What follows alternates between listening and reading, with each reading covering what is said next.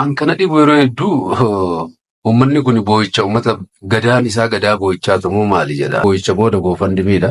Namni nama isa ajjeese gumaa baafata. Ajjeesee malee taa'etumaan boo'ee yookiin immoo istooppii maalii jedhee bara hundaa waggaa meeqa waan akkasii kun uummatti keenya barachuun qabu jedhaan. Nama si kabaleen kabalta malee boo'uun hin barbaachisu. Kanaafuu inni har'a dhufee fi uummata keenya irratti uummata salaalee waan rakkoo isaanirra ga'e waan dur fiilmi irratti arginu ilmi namaa qalamaa jira. Kanaan olitti immoo kun ka'ul ba'ee kan bahin baay'een jiraachuu danda'a jedheetiin yaada. Kanaan alatti immoo uummanni kennummaan guutuun uummata rakkina guddaa keessa jiranii rakkoo kana immoo kan furuu danda'u yookiin qaamni wanti kun ilaallatu mootummaadha. San irratti immoo uummanni ofirraa dhaabuu danda'a jedheetiin yaadaan. Kanaaf inni lammataa immoo sirba kiyyaa sirba dagaadha jedhu har'a baasa ture. Har'a hin taane wanti saba kiyya naa caalu hin jiru.